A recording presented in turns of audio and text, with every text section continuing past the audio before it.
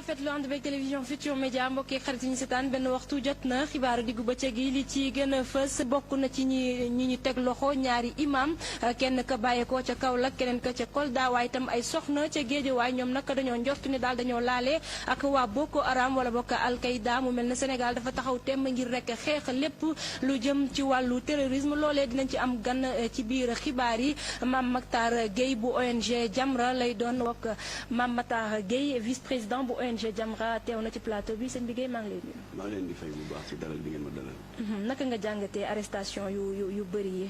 jëm ci wàllu xeex terrorisme. waaw xam nga jàngoro boo ko bëggee saafara da ngay fexe ba ndar képp ko ba noppi doog a seet saafara bi nga xam ne moom la yellool ndax l'islam bi nga xam ne téeméer booy jël ci Sénégalais yi juróom-ñeent fukki ak juróom mooy seen sukkandikukaay dàq na bépp xeetu buntu xataal tuur deretu ay innocent maanaam ñu tuddee ko tey terrorisme l'islam dàq na ko l'islam dàq na itam le terrorisme intellectuel bi nga xam ne moom mooy jur terrorisme bi ñuy dund tey ndax am na lu fi weesu yàggul boo xam ne bi ubbi na suñu bët wan ñu ne terrorisme bi ci wet yépp la te benn baaxu ci ndax bi Salman Rushdie génnee téereem boobu en 88 di ñàkkee teggin Seydina Mohamed tuddee ko les versets sataniques jàpp alxuraan bi jalgati ko yàq ko terrorisme la c'est du terrorisme intellectuel adduna bi yëngatu amoon na bakkan yu rot par la faute de Salman Rushdie ba ñu demee ba 2005 caricaturiste danois boobu ñuy wax Kurt Watergate daa di jàpp ngën ji mbindeef di ko nataal ci melokaan yoo xam ne teggin mayewul sax ñu di ko répété fii c'est du terrorisme ba ñu demee ba 2011 Terry Jones di benn pasteur protestant bi ñuy célébrer les 10 ans des attentats du 11 septembre foofu ci Ground Zero mooy fii tuur yi nekkoon ba officiel yi pare seeni cérémonie officielle dafa indi benn téere alxuraan ne daf ciy sotti essence taal ko pour wane naqaram ci attentat yi amoon 11 septembre 2001 waaye président États-Unis Obama dafa mujj sukk di ko saraxu ne bu mu ko taal ndax boo lakkee téere alxuraan bi àdduna na tàkk te itam yalwaan ko rek la mënoon ndax xam nga le premier amendement de la constitution américaine te chef d'état ak autorité bu mu mën a doon waaye américain bu bëgg exprimer wu librement ci wàllu liberté de presse wala liberté d'opinion dañu mujje daal di ko neexal di ko damp ba téere ba tàkkul c'est une forme de terrorisme ba bi ci mujje muy 2012 bii Sam Bézil téere boobu mu génnoon film bi mu génnoon Innocence of Muslim di considérer l'islam comme un cancer adduna bi yëngatu 1,650 milliard de musulmans am na xar am na ay dëkk yu mel ni Pakistan ak Inde dafa mujje dégg dayo ay bakken rot ba fii ci Libye ambassadeur ba fa toogal États-Unis ambassadeur Christopher dafa mujje faatu Jamra daal di mujje def délégation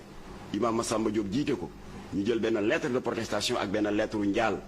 dem fii ci ambassade États-Unis Sénégal nee ko bii ñu ngi protester contre ce film qui attaque l'islam lettre bi njaal la ñu ngi lay jaale ambassadeur ba bakkanam rot ca Benghazi parce que jàpp nañu ne terrorisme benn baaxu ci l'islam est contre la violence sous toutes ses formes kon nag bu ñuy saafara jàngoro nañu ko ndar képp te bañ a weng di ko fajee benn boor terrorisme yi intolérance bi benn baaxu ci muy bii xew tey extrémisme musulman muy fondamentalisme musulman tey tuur ay bakkanu innocent baaxul bala itam di l'intégrisme laïque au nom de la liberté d'expression ñuy attaquer beneen diine itam baaxul te yooyu yëpp dafa safaanoo ak suñu diine ndax Seydina Mohamed ci boppam ba mu sampee la cité état de Médine xam nga boobu fekk na jihaad yu bari jeex na ba l'islam taxaw waaye dafa joxe ndigal ne anciens prisonniers de guerre yi ak ñi nga xam ne nanguwuñu tuub bu leen kenn laal na ngeen leen bàyyi ñu utal leen benn no man's land ut seen territoire bopp ñuy fay impôt comme ñépp am les mêmes droits que les citoyens musulmans kon moom moo jëkk a lancé appel à la tolérance te dafa dëggal li alxuraan wax boo demee ci sóoratul Baqara suñu borom subhanahu wa taala nee na bu leen forcer kenn mu dugg ci diina ji nee na laa iqra fi diin même ñi jot a dugg sax bu leen buntu xatal ndax man lépp laa yombal nga dem ci sóoratul Mahida le plateau servi la table servie mu ne leen man ni may jàppee jaam yi gën ci jaam yi mooy jaam yi nga xam ne ñu ngay joŋonte ci gën a rafet ay jëf yu yiw nee na foofu laa leen di natte kon nag l'islam est contre la violence sous toutes ses formes waaye bu ñuy xeex terrorisme li xew Sénégal surtout ak imam yi nga xamante ne teg nañ leen loxo ca Kaolack ak Kolda. waaw li xew Sénégal ñun kàddu gi ñu ciy yëkkati mooy ñu ñaan autorité yi ñu gérer ko avec sagesse te ñu moytu di toppandoo ni américains yi di gérer le terrorisme xam nañ ne échoué nañu gis nañu Guantanamo scandale yi fa am na ñu fa tëj des années après ñu doog a gis ne ay innocent lañu. dem nañ ba gis ne FBI ak CIA excès de zèle ba ñu doon def jàpp nañu ay borom sikkim ndax sa sikkim dafa gudd rek jàpp la tëj la. kon yow ragal nga ak ñi ñu jàpp tey ñu def ci waaw ñi ñuy jàpp. ñun li ñuy suggérer état bi na koy def gérer ko à la sénégalaise. parce que ñun yàlla may nañu ay ressort ci wàllu tolérance. ci wàllu ouverture yoo xam ne ñu baax ñett de Touba Tivaouane Ndiassane Thiénaba Niassène Medina Baye Layène famille omarienne ñoo ko suuxat ci dënn ak ci ruu askan wi. nañu jëfandikoo ressort yooyu pour xool ni ñu mën a gérer terrorisme te man am naa yaakaar ne sax exception sénégalaise bi ñun dañu war a fexe sax ba exporter ko waaye nañu moytu di toppandoo puissance occidentale yi ni ñuy xeexee terrorisme. mais xutba yu metti yu tàng yi léeg-léeg parce que ñaari imam yooyu yëpp bokk na ci li ñu leen tegee loxo loolu ndax dañoo jàpp ne ni ñu daan xutba daal dafa xaw a ëpp tuuti. waaw xam nga l'islam est contre tout excès nit ki mën nga ko ñaax xaala laahu xaala rasulullah te nga yem ci xaala laahu xaala rasulullah leneen loo ci dugal rek dugal nga sa mbiru bakkan te loolu l'islam sant ko kenn am na ci kenn ci ñi nga tudda léegi koo xam ne dal na ci kaw tarixa yi te boo dalee ci kaw tarixa yi dal nga ci kaw kilifa diine yi nee na ñoom dañu nekk en déphasage contre les préceptes de l'islam te xam nga boo séentoo ci ñooñu ndimbal boo nekkee ci jafe-jafe ka nga séentu ci moom ndimbal waroo tàmbali salaamaaleykum rek nga dal ci kawam erreur la kon nag l'islam ci boppam dafa contre tout excès de langage de comportement et cetera alors léegi nag état bi xeex bii mu jóg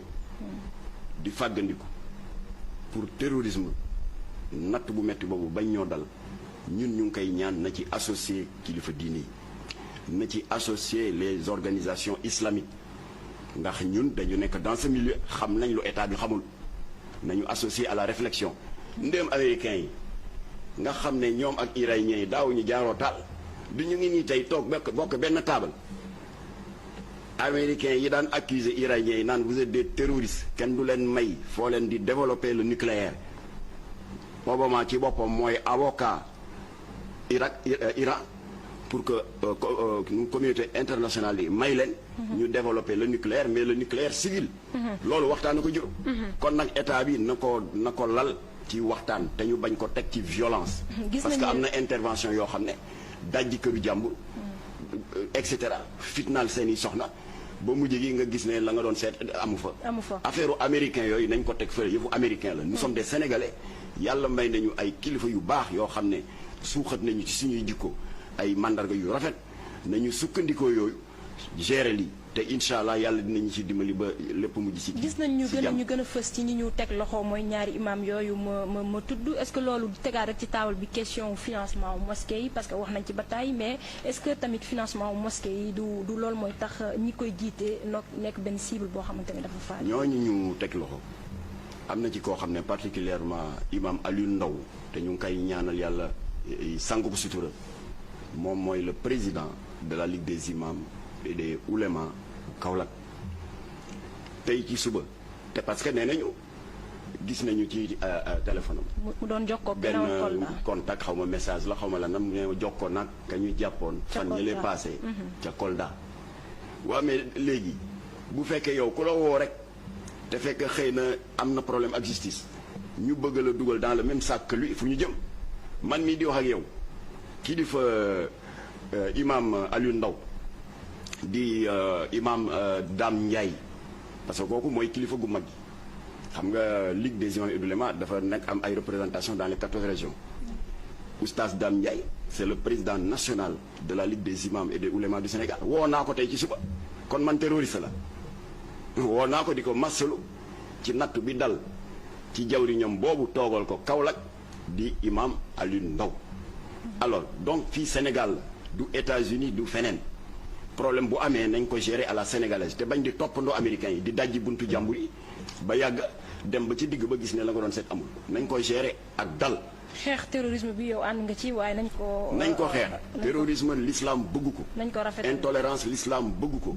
tuur ay deretu ay innocent l'islam bëgg ko. di bunta xatal nit ki ndax bokkul ak yow diine dafa safaanoo avec les préceptes coraniques yàlla moo wax ci suratul baqara laa iqra fi diin